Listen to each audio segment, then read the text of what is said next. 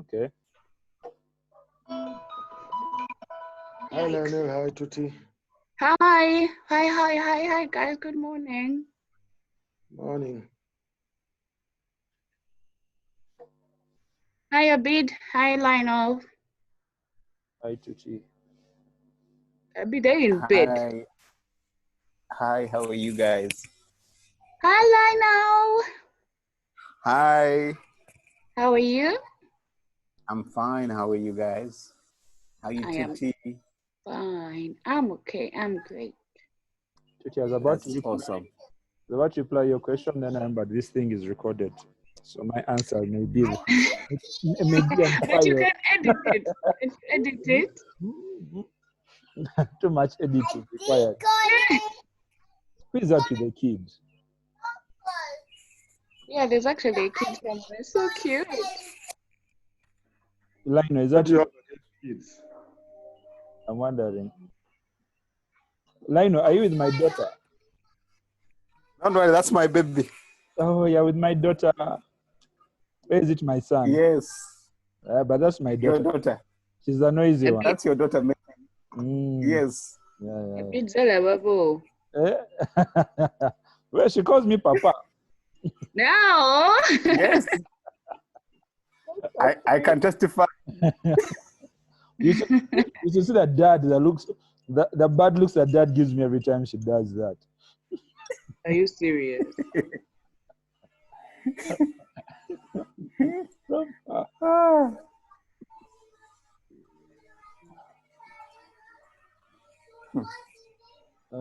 Where are people today? Did you manage to edit out the other parts? Is it a lot of work? Yes, I did. It was the first 7 minutes. Actually, I got Walker to do that. And he did it pretty well and pretty quickly. I guess he can help with this one as well, because of course now this is a lot of locks. Yep. As we wait for guys to join in. How many people do you need before we start? 6.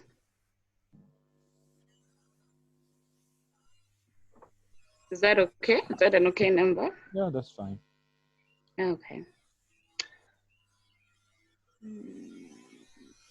Oh, I wanted to ask about the pork feedback. Did Pablo tell you about it or not yet? He did. He mentioned that he had talked to Jean, and Jean had said that right now they're still also setting up their processes.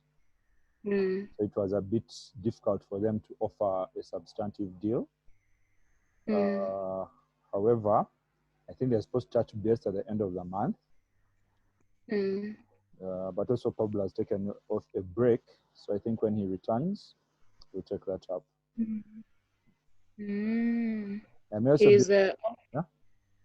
He's off for now? Yeah, he's off for now. I may also be on a break next week, so we shall need maybe Mark will take over as chief moderator. You'll be on a break next week. What do you guys mean by breaks? Eh? We're going in peak season and now you need a break. When you get to our age, you'll understand. Which age, sir? Which one? This one. What is the date next Tuesday? Mark, don't tell me also on a break. I don't take breaks. I just get drunk. That's my problem. Next Tuesday will be 27th. Yeah, I'll probably be around. 27th of what month again? Of this exact month, Mark. Auntie, which one are we in? Yeah, just know it's 2020. We're in October. Yeah, I'll probably be around. You're living the whole year. You're not separating months, eh? How? I've been in my house for 7 or 8 months. I don't even know how many now, but 10. So there's no use. Oh my goodness. And I don't even have a calendar. I tore it up. When is October 1st? It passed. Oh. Wow. Started somewhere it's been about a month ago. I don't remember. I just know I was drunk for the whole season. Wait, a month? Okay.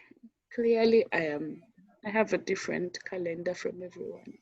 Oktoberfest traditionally starts on September 15th and ends on October 4th. You said Tuesday 27th? So it ended maybe 3 weeks ago. Okay. Yeah, but any time is beer time, so Surely it's 5 o'clock free to somewhere. celebrate.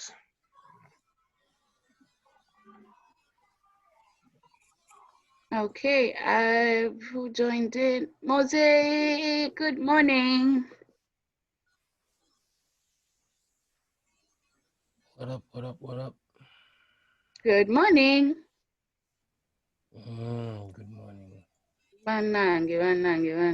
Oh, we are finished. Why? Louder, we can't hear you. Auntie, I don't want to shout. Me, I'm shouting in your ear for you don't want to shout. Shouters.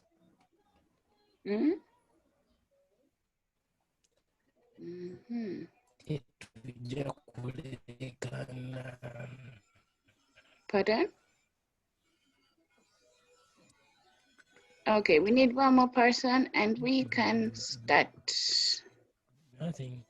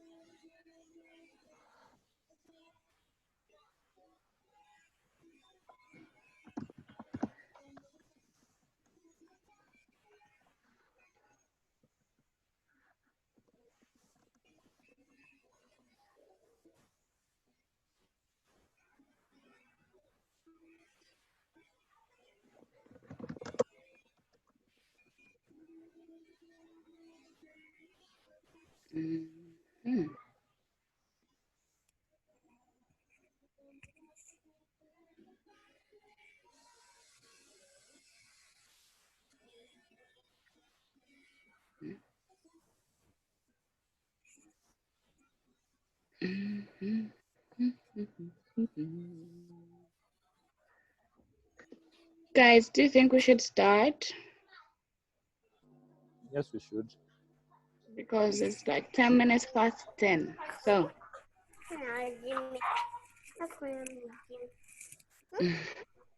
Abid, your baby. With her uncle is babysitting today.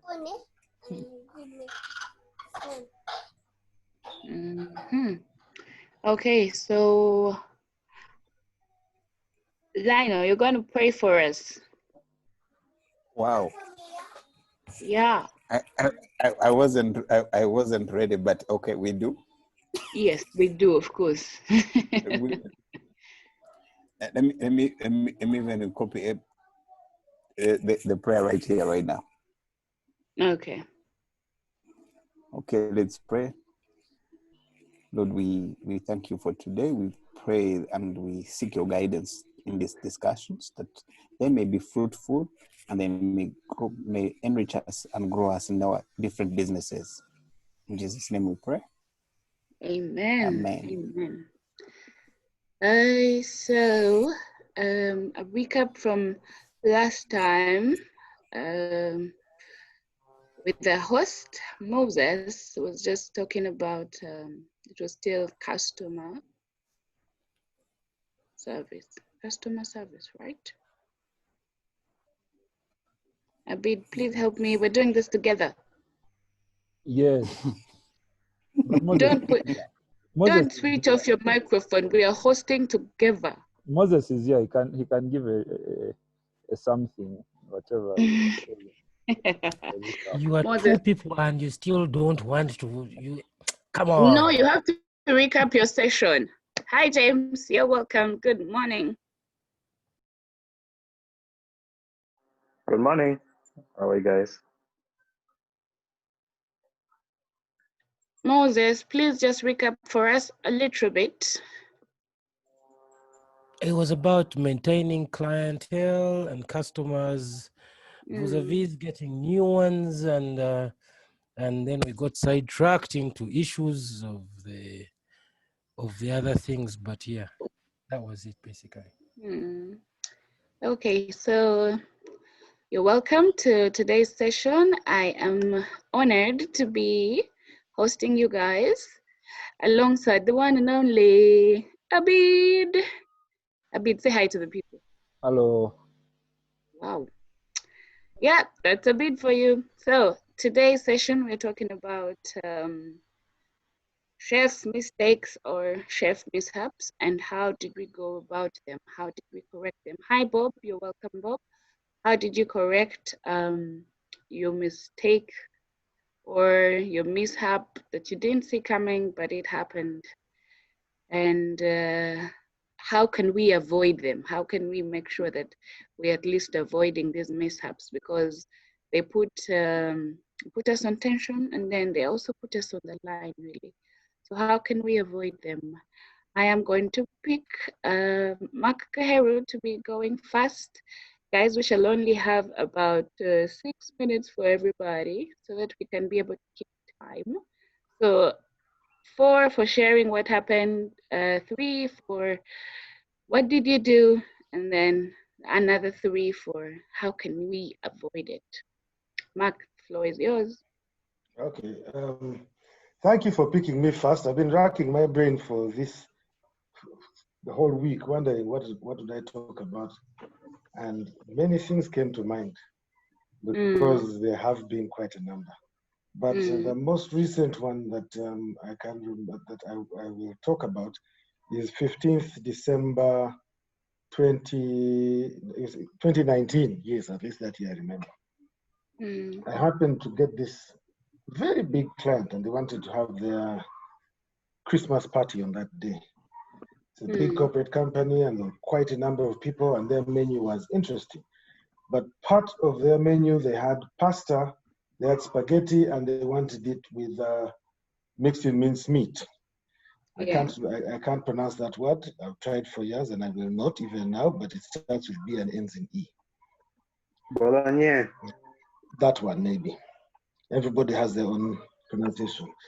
Now, the problem, as I've been saying many times, I prefer to go and cook at the venue so that if there's any mistake, I can correct it quickly, and I will not suffer with traffic jam and things like that. But the venue these people chose refused to give me access to their kitchen. I think because this time the client was big and the money was a lot, because I've cooked in their kitchen before, and they were happy with my use of their kitchen. So we cooked offsite, delivered the food on time. I tasted it, it was muzuri. And then about 40 minutes to service, as we're heating it up, I have no idea what happened, but I think one of the cooks managed to spill spirit into the meat, into the minced meat. So you can't smell it as you're heating it up. But for some reason, there's a group of people that wanted to serve quickly and then go and do performances and things like that.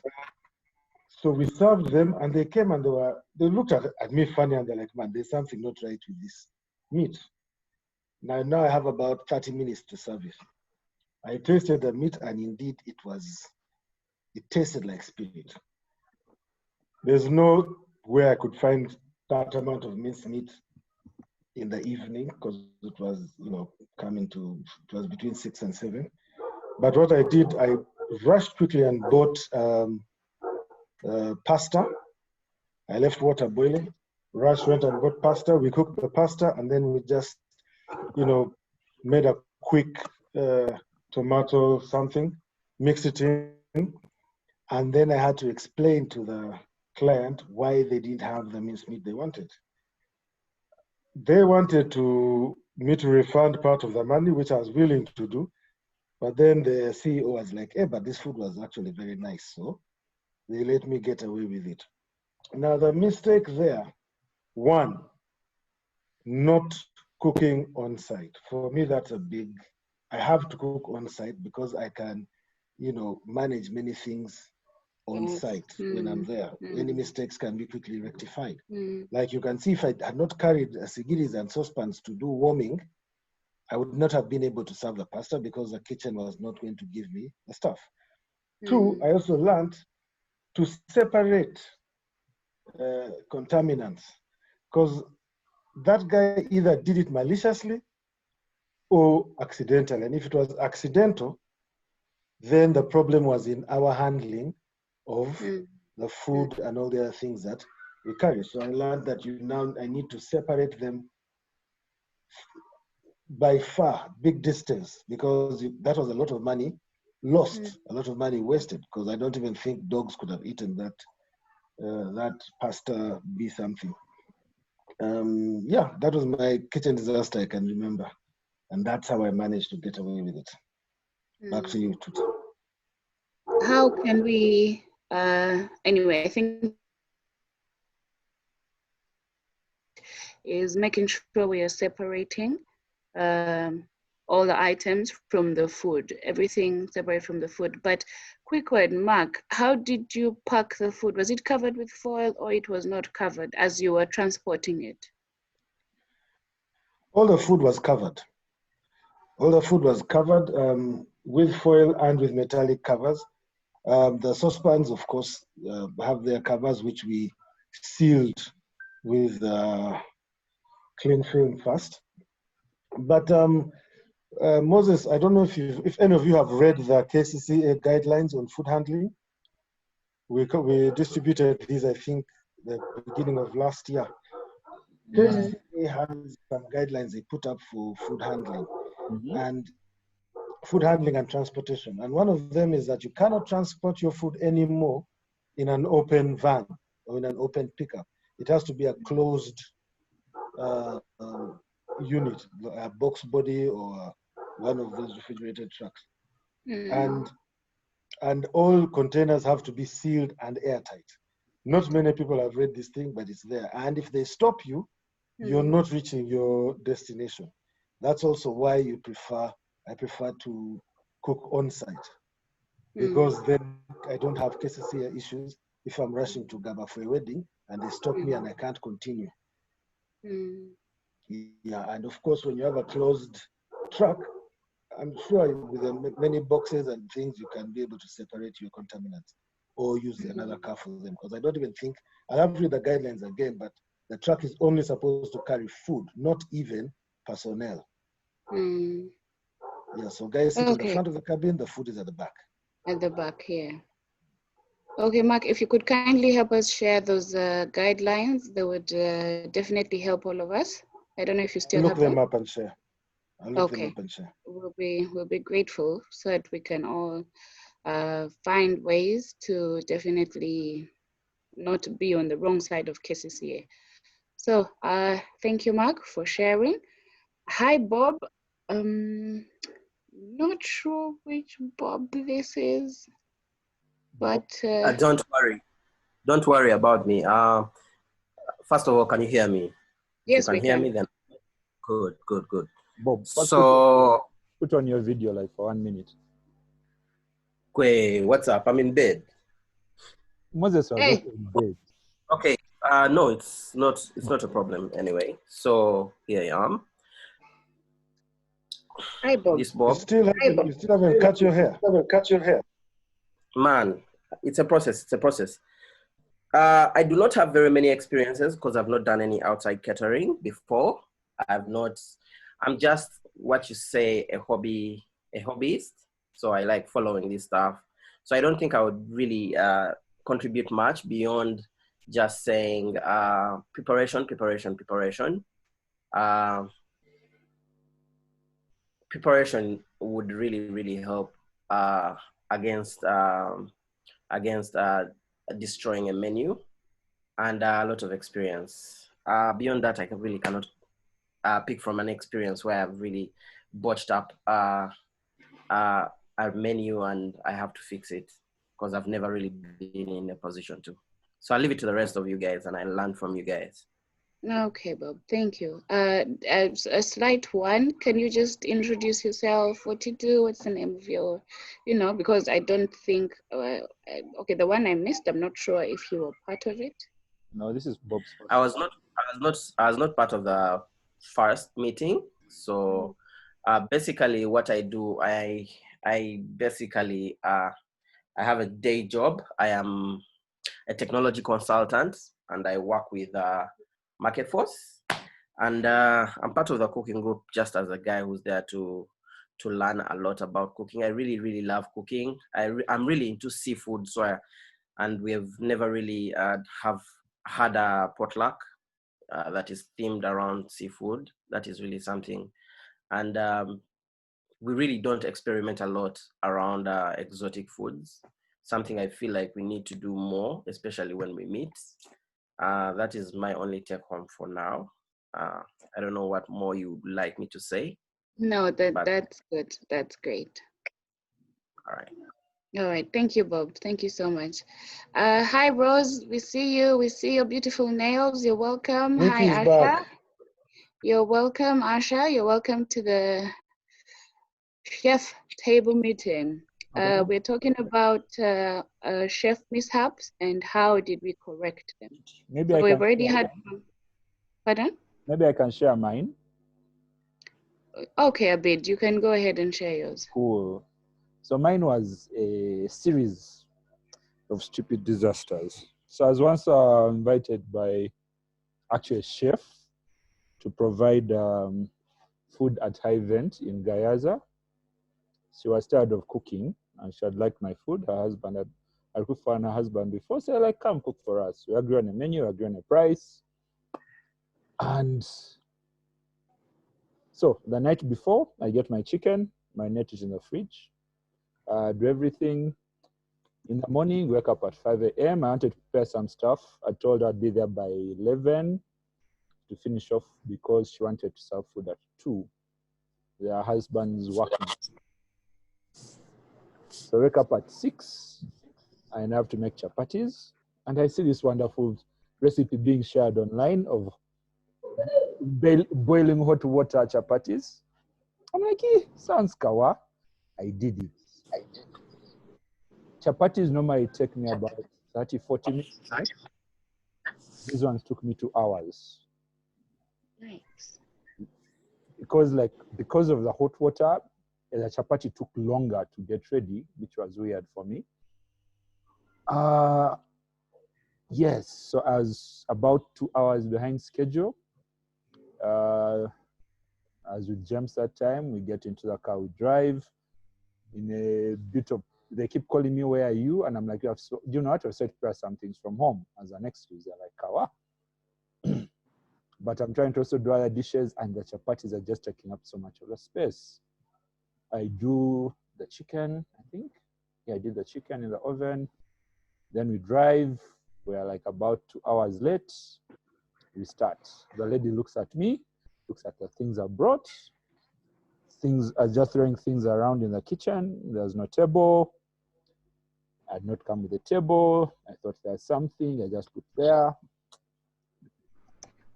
Then she says, Abid, can I make for you an extra fire so you can cook faster? And I'm like, no, I got this. She measured this 2-3 times.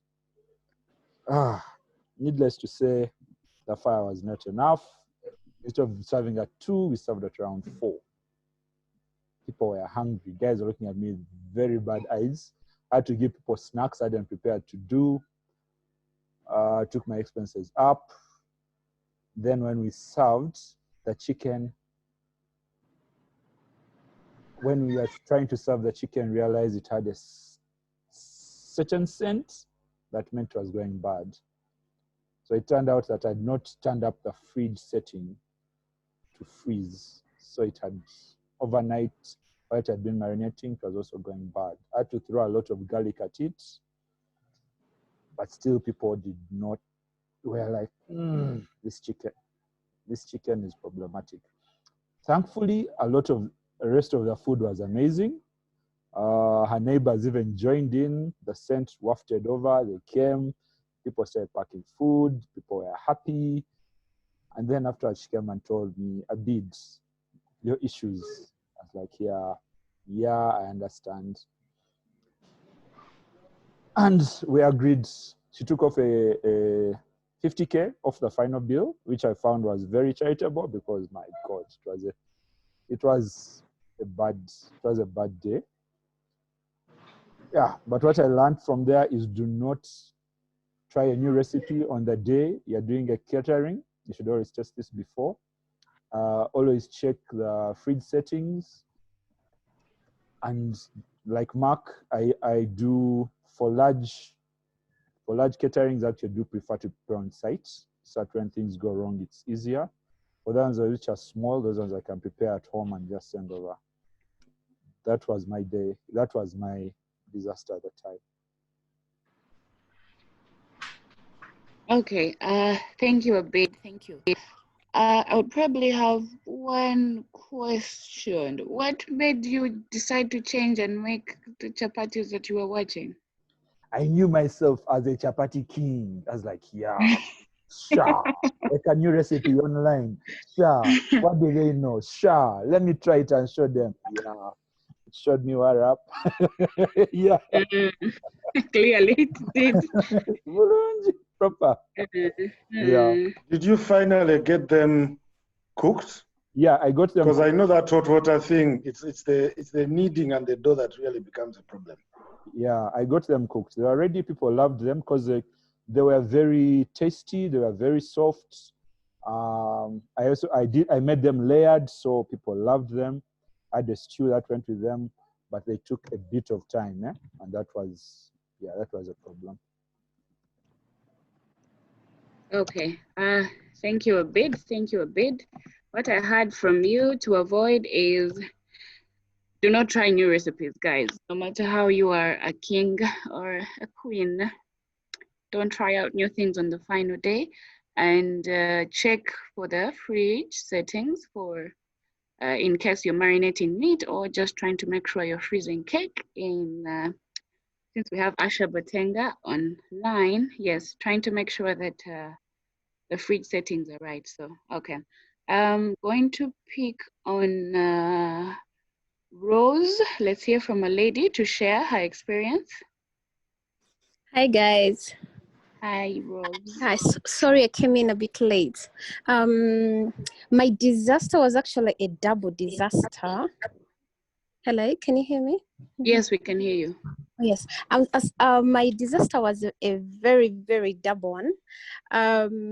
We were catering for somebody in Bogolobi, and it wasn't at a home. It was like a garden, sort of. Yeah, so most of the time we do our food off site. So, do pack up, we on time, even considering the jam. But we get there, offloading and setting up. Guess what happens to the gravy? There was only one gravy. Everything else was dry, but for the kids, the gravy powers. The meat rolls are rolling, and the soup is in the grass, and I'm like, shit. Yeah, I'm like, okay, what do you do? Like, what do you do now? Anyhow, try not to panic, because thankfully we had made like an extra salsa and something that they could have. I think what was left in the dish could probably feed only like 2-3 people, because the thing turned over. Anyhow, we're forgiven for that. We set up, people start to serve, and we've forgotten the forks. Yep. I was like, okay, kill me now. But anyhow, we were forgiven because, everything else was very nice. But for me, my biggest learning from that experience was to develop a checklist, which we now follow. When we have a gig to do, I personally tick off as I load everything in the card. We have the toothpicks, we have the napkins, we have, I make sure everything is in there, because it was very embarrassing for people to, even find a place to wash hands so they can eat with their fingers. It was really not nice. Yeah. Tuti, that's it. Yes, wow. Thank you, girls. So you didn't make them any kind of sauce after? There was nowhere to do it. It was a garden. There's no kitchen that you can use. There was really nothing to do. I just explained to the lady. I'm like, this happened, and I apologized. I didn't know what to do. Yeah. Did she penalize you? No, she didn't. Thankfully, she didn't. She was very understanding. The clients that know that stuff happens, and also as a human, it's taught me to. I've been able to introspect and forgive people because things really do happen. It's perhaps to try and not make it a habit, but when something goes wrong, I think we should learn to really forgive because we're human. Yeah. How had you packed the sauce, if I may ask? These warmers, but for sauce, that you can put. What is it called? Abid, you've seen it? The thing we use for sauce. Yeah, I have. Yeah, it's like these chefing dishes, but it's long, and you can put the lighting thing at the bottom, so the thing flipped in the car. Yeah. Okay.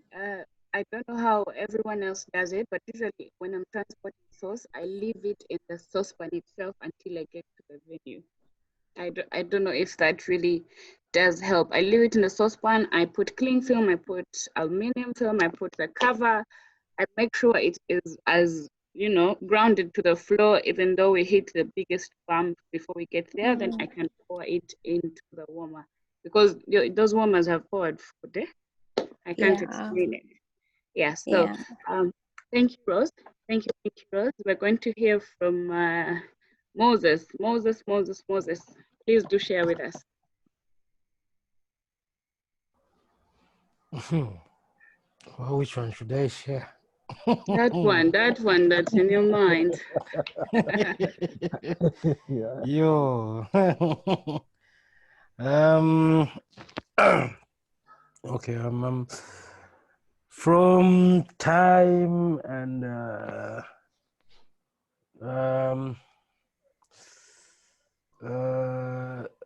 so I have a client in the US who is used to smoked meat properly, and one of her cousins is here, so she has also traveled, and she has eaten smoked meat before, which is cow and all that. Then so one time I'm chatting with her in the middle of the night, and she's like, "But you know what?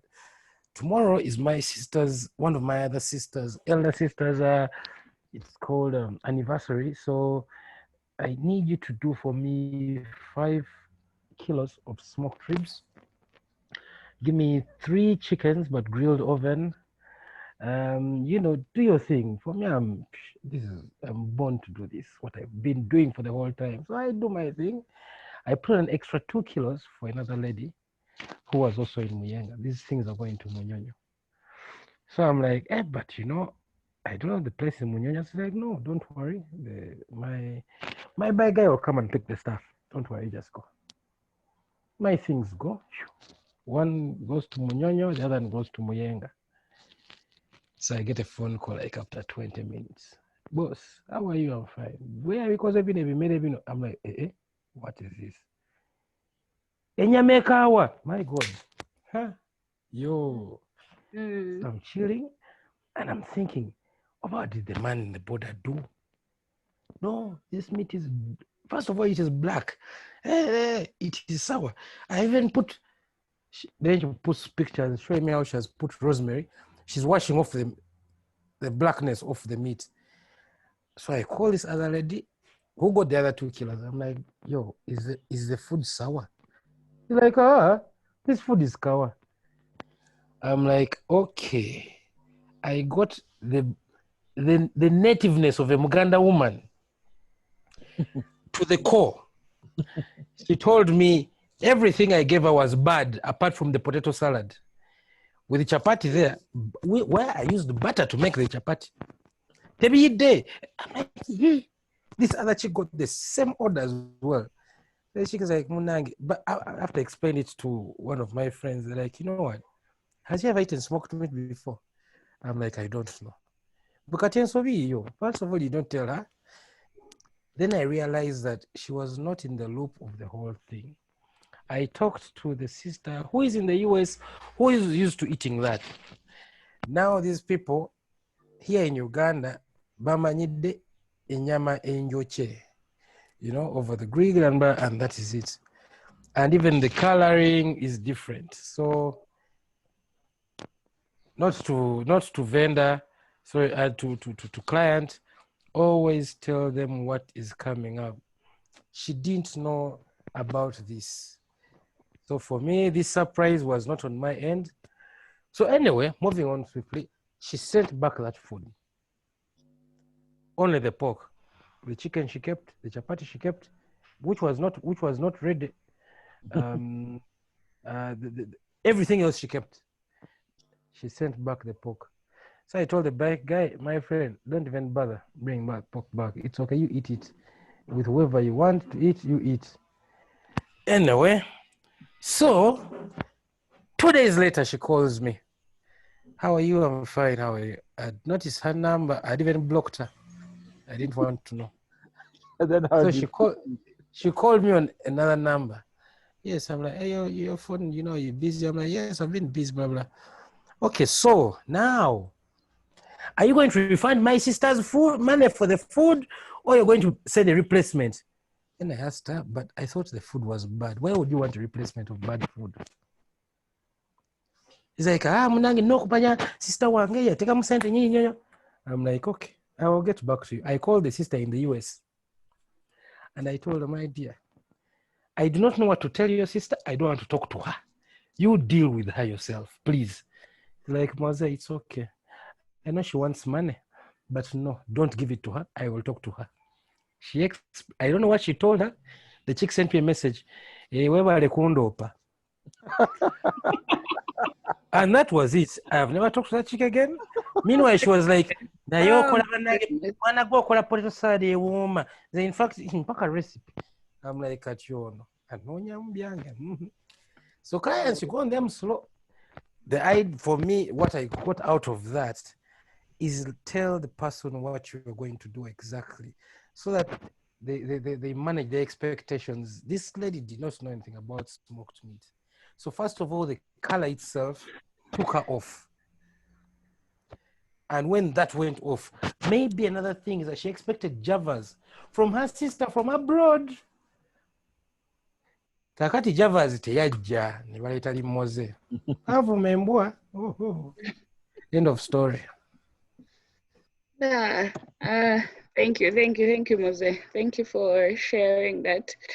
Yeah, what I pick out from you is definitely explain to your clients what you're going to give them, what you're going to explain to them in case it's different, unique, or something new that they're not used to. But in this case, I feel like the chick who ordered knew what the meat would be, but the one who received did not know, had no idea how it was. So yeah, thank you, Moses.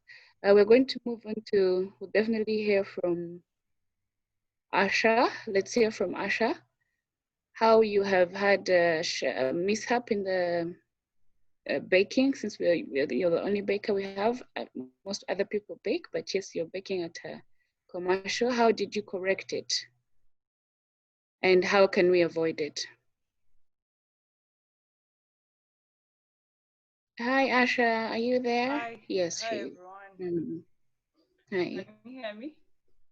You're a bit far. And now, am I? Yes, now we can hear you. Yes. Okay. I have been thinking of which experience to share because I have quite many. As a baker, there are very many. I can imagine. But this one stands out because it happened in my first year of baking. Now, you know, when you're new, you want to try out different things, you take all the unnecessary risks. So one day I got a couple that was disappointed from a bakery, and it was their kuhinjira cake that same week. They came on Monday. They were like, they have told us that you're the fixer, so you have to fix this for us. I'm like, okay, give it to me. Yeah, our kuhinjira is this Thursday, and we want a cow. I was like, oh, okay. First of all, I've never done anything like that before and you're giving me only 3 days, I can't pull it off. Or they started explaining their young couple and all their lives. They've always wanted a cow, blah, blah, blah, blah, all those things that make you emotional around clients. And they're begging. I'm like, please let us do at least some square. Mujjabi, mute your mic. Mute your mic, please. Okay. So they tell you all these things that make you emotional, and you're giving them other suggestions. Why don't we just do round cake? Why don't we do just 40 years and all those things? And they're like, please, if there is any window, do this for us. And then I told them on that segment, I told them, you know what, I cannot promise so much, but in case I fail, you just have a normal cake. They're like, fine, but please try. So by the time they leave, they deposit money and everything, and then we are all there saying, okay, now how can we do this? Do we go with the normal cakes? Do we do cow? And then with my team, we pushed and said, okay, let us just do this cow. So we start baking on Monday for the cow, and it has a lot of shaping and a lot of work. We had to bake so many square cakes just to shape them. So we start the process on Monday. Monday we are done baking. Tuesday we start covering the cake.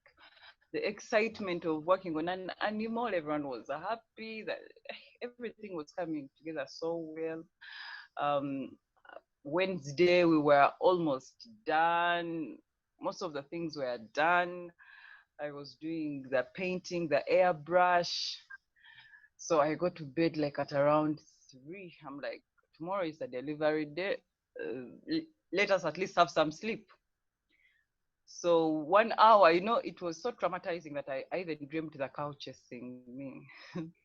So 1 hour, I just woke up and I'm like, let me go check on this cow. And I find that the head is falling off. You know that panic? It was just disastrous. I look at this cow and I'm like, now where do we start from? I wake everyone up and I was like, no, it is just a simple crack. This can survive. This can really survive. I'm like, no, it can't survive. What? But you know, like when everyone is saying, no, it's just in your head. It is a small crack. So I'm like, let me go to bed. I think I don't remember sleeping that day. Just kept seeing a cow. So by 6, I was out of my bed. I find like the head is literally down.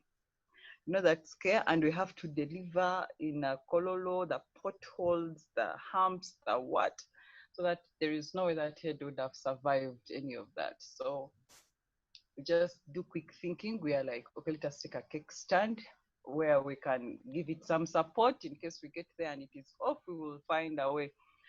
So we got very big ribbons, and I wish I could share a picture here for you guys to see, but I don't have the picture.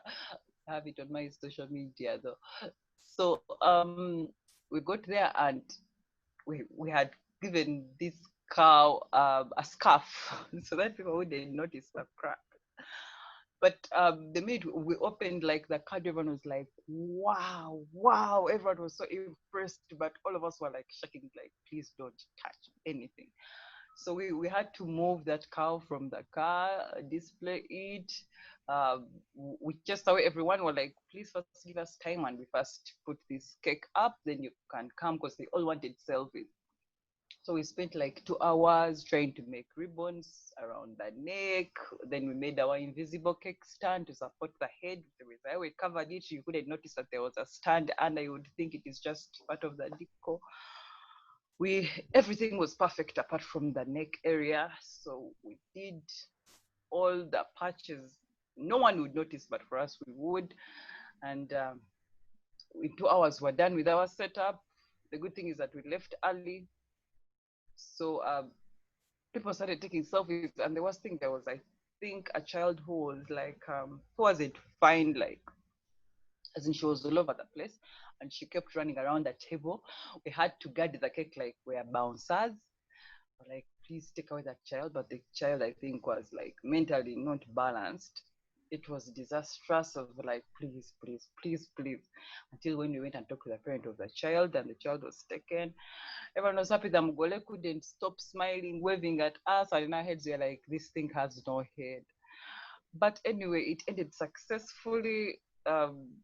Everyone was happy. It gave us very good mileage, but I learned not to take such risks. That is something that I pulled out. It was my first year, and I think we took a huge risk. It paid off, but it is not something that I can do in 3 days now. I would definitely not take it now if you give me 3 days. Yeah, that was my experience. Thank you, Asha. Thank you. So from you is, yeah, do not take risks. Almost like a big story of do not try chapati, new chapatis. Right, Abid? Yeah. Yep. So thank you, Asha. Thank you for sharing. We're going to hear from James. Please do share. Thank you. We have 15 minutes. Who is 84? I'm seeing somebody else joined with just a number. No idea. 453. I think they can tell us who they are in the chat since we have very few minutes. So James, please go ahead. Yeah. That even looks like the meeting number, identification number.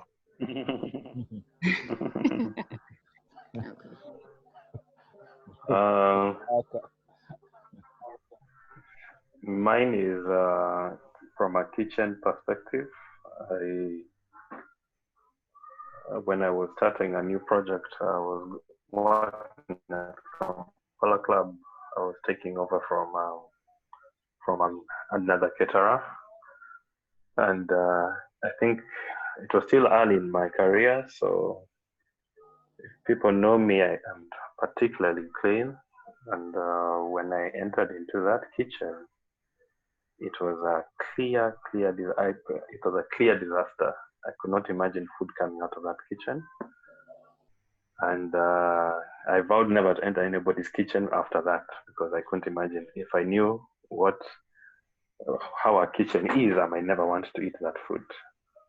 But I was expected to cook food quickly. And of course, because I am a new caterer, I'm trying to please my new bosses.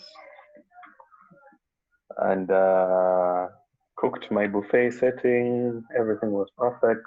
Set it up and was waiting for the clients to come. And luckily, Abid was my first person.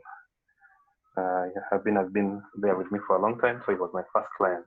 And as soon as he opened one of the sauces, when he opened, he saw a big cockroach in the sauce. And he quickly removed it and continued on like nothing had happened. Was it Itka? And later, it was in Kaloa. Yes. And continued as nothing happened. And had anybody seen that, I would have lost my contract immediately.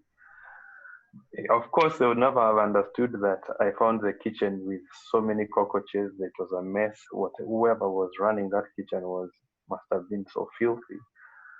But I vowed never to fall under pressure again, because thereafter I made sure I closed the kitchen, fumigate it. I didn't cook any other food until I was sure the kitchen was spotless. Funny thing is, later on, they'd always come and do inspections as though they are trying to see if everything was okay. And I would look at them strangely and wonder why they didn't do for the previous one. But I made and wherever I go now, even if I'm doing catering, I make sure I prefer not to cook on site because of that. I kind of want to know my things. Whenever I cook on site, I am always put in places where I do not find them sanitary. And I have to spend time trying to first clean the place so that I don't have any food poisoning incidents. The food might be wonderful, and then the next day, everybody is running to that. Everybody is complaining of how they got food poisoning. So that is one of my fears. So cleanliness is one thing I ensure I have. But that was the one time I didn't ensure that and almost became a disaster. It would have been a disaster, but her friend saved me. So that is my short story to cater for the time, but I have many others, but that was my one I could recall quickly. Okay. Thank you, James. Thank you. So clean kitchen is a must. That's what I do hear from you. Anyone hasn't shared 874452363? That is actually the meeting number. Yeah. I don't know who that is. It is. It definitely is. Okay, so I will share mine quickly before. Mine, I don't think it's really long. So we had the bridal shower. No, pregnant. Baby shower, yes. It was a baby shower. We had the baby shower at Kabalaza, and we had prepped, we had two events that day. We had a birthday for a couple, and then we had the baby shower as well. We cooked the same chicken for both of them, but the baby shower, the one that was at Kabalaza, now the chicken was also going bad. That's when I relate to Abid, making sure that the fridge is at a certain temperature that you want it. So the chicken was going really bad. I totally had no idea. It didn't smell bad. It didn't look, it was fine. Even when we were working on it, it was actually fine. It was okay. So, you know, they caused a very big commotion. We wanted to see, you know, who is in charge, and it was fast draining. But then I had to definitely wear my face and be able to like talk to them. I took back all the food. I took it back to the kitchen, and you know how people eat and all they leave on the plate is like chicken, chicken, chicken. I even collected it on one plate, and they were like, "Taste it. You need to taste it. Taste it. Eat it from here." And you know, tell us. Well, I told them I will definitely test it in the kitchen, and apologized for the mistake and took it back. How I corrected it is I made them chicken pilau. I didn't know if they wanted the chicken from my kitchen again, but they definitely did enjoy it, and they were, when we apologized about it, it was okay. Now, the other side of the party, the ones who received the food for the birthday, they were like, "Oh my goodness, your chicken!" You know, it was nice. It was really good. But the thing is that both of them had different recipes. So I noticed the other recipe for the birthday had lots of flavor and spice, and this one had mild, because you know it's a baby shower. They're going to be kids. They're going to be what? So I think the spice and flavor hid whatever was going bad in the chicken on the birthday party. And for these guys, it was, since they had babies and children, the flavor, that the taste that was in there was, you know, brought out more because it was less flavored. So yeah, that's my mishap. How to avoid it is making sure that we're able to taste the food before it goes out of our kitchens. No matter how many things you have to taste, just make sure you taste it, and before you send it out to the client. Yeah. Hi, Philip and Maxie. I don't know which one of you is going to share in the next 6 minutes so that we're able to wrap this up. Maybe Philip. Philip, you can share with us a chef mishap and how you corrected it, and also how we can avoid it. Thank you. Is Philip on?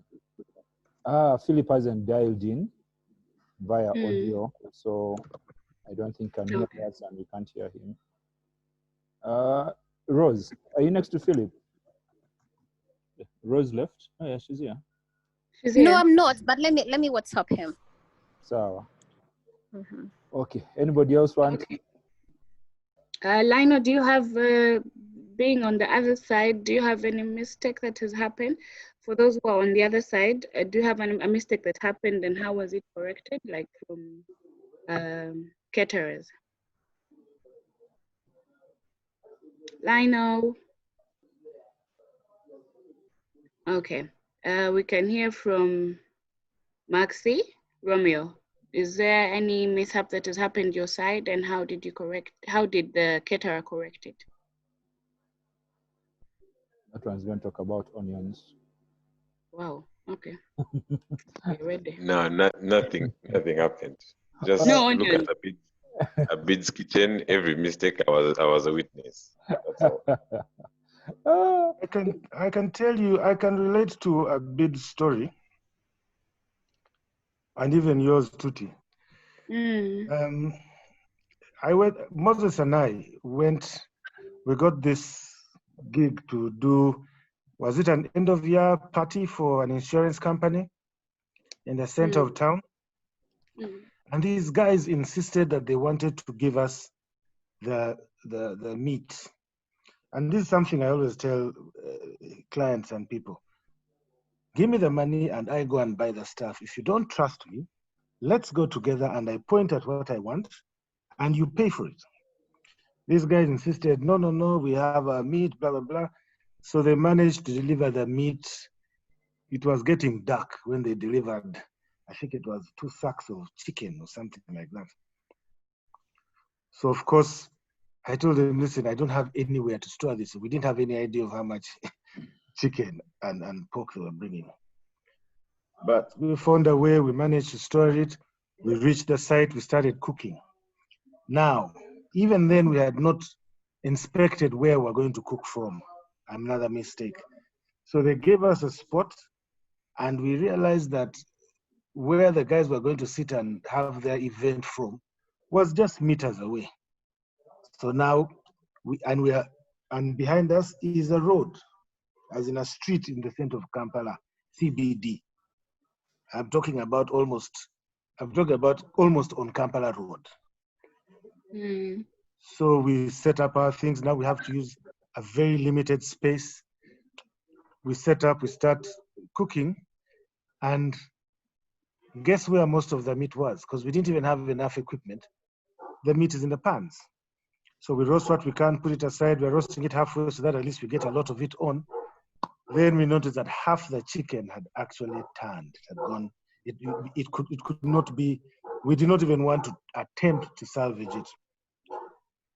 And these guys had given us we didn't even know the quantity they've given us. It was just a lot.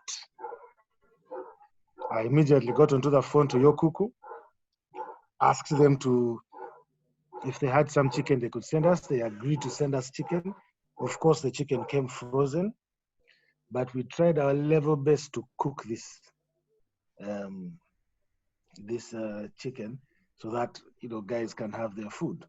We did cook it, guys ate, but along the way we had some cook who didn't really mind. He started now cooking the one we had rejected. We didn't have anywhere to throw it, so we'd put it aside. So he starts cooking it. And by the time we caught on, he had served a bit of it. So we had some pieces of chicken that were they were smelling really off and had already been put on the tables to serve. I think it was 3 or 4 pieces that came back to us. But we managed to serve the food. Guys packed, they were happy about it, except the person who bought the chicken because they knew the quantity. They even asked me, so how much chicken did you cook? So I explained to them, oh, by the way, your chicken went bad. So we bought a bit more. And it turns out that we bought a lot of chicken, but it was half what they say that they had given us. So what I learned from that is, first, always inspect where you're going to cook from and advise the client and say, listen, we can't cook from here where you guys are eating there. We're just too close together. I'm okay. That's one. Number 2, Abid, either my temperature of the freezer was not set properly, or these guys, because I actually thought they had given me some bad chicken because they brought it late in the evening. So I have to insist, I must choose what I'm going to cook, because for me, that is always key. I have to choose what I'm going to cook because I'm the only one who knows what my recipe is, how I'm going to cut it, the cuts I need. So I must choose. If you feel you can't give me the money to go and buy, please, let's go together and I'll point at one chicken and refuse the other. Yeah, so that's it. And also what Bob said, preparation. Yeah. Yeah, just Thank you, Mark. The point of, I think, inspecting where you'll be cooking from is key. There's a day I was supposed to cook from Chira, but I wasn't there, and the lady was like, oh, the day before she wasn't home. She was like, no, I'm not home, you can't come. It was like 2-hour drive inside that site. like by the time we got there to like start cooking, she was like, "Oh my God, I'm sorry," but it was 2 hours inside. So I think inspecting where you're going to cook from and knowing where you're going, directions and everything is really key. Abid, you were saying something? I had a thingy earlier this year. Somebody, a friend called saying that they had lost somebody and needed someone to prepare some Lumbe food. And this was at around 2 or 3. I'd already finished the pilau Friday. So I asked the boys, do you guys want to check this up? They're like, yeah. So we agree with these guys. So obviously doing shopping and everything. Things were like at venue at 6. Then one of the people who had been begging comes and starts shouting, "You people are not serious. You people are what? You people are what?" And I remember that during that day, they said they had tried like 5 other chefs, 5 other places, and people had said no.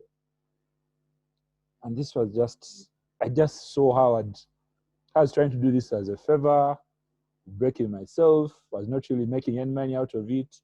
And this chick was making noise. Later figure out it was her grief talking. But I no longer take short-term things. Like call, I have something in 2 hours. I'm like, I'm sorry, I'm not available today. If I tell you I already have something that is on that already booked, because it didn't give enough time for planning, preparation. I didn't check also out the kitchen, so I went there. People were struggling. I just got pissed and told them to stop cooking and walked out. Now, when we were walking out, and they're like, "Please come back, finish the food. Okay, whatever you're going to serve us." I was like, it was such a problem. It was Friday. I had to go to the. Yeah, there might be police and I had to go. Oh, Abid. Wow. But yeah, I no longer take short-term things. Like, you have to give me, there should be like 2 days notice. No. Preparation. Definitely. Yeah. Okay, thank you, Abid. Anyone else has a last thing to communicate? Anything you probably forgot before we talk about our next week's topic?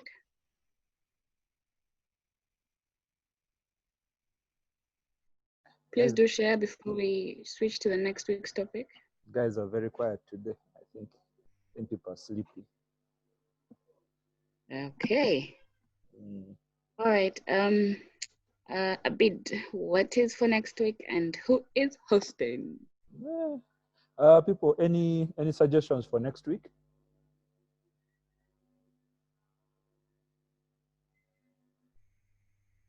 Any topics that you want us to go through? Okay, I think we can share this in the group. I was thinking because everyone seems to be sorry. Okay, I'm thinking we can do standards, kitchen standards, just like an education thing, because like what Mark has posted, I was unaware of this. I knew vaguely that there are standards that occur. I watch these shows about the US, and you see the foods, the kitchen was shut down for this, the kitchen was shut down for that. I think SCCA does it sometimes for kitchens here, but it doesn't really happen that much. You just read my mind a bit. I was just going to say, you said standards, but me, I was thinking of hygiene in the kitchen. So maybe we can actually go through some of those things that are there, just as a bit of education for members. Okay, and the one who talked about being clean is the one who will host, right? Yes, I talked about being clean. Yeah, yep. You're back to hosting. Yep. Definitely. Okay. So, what just happened?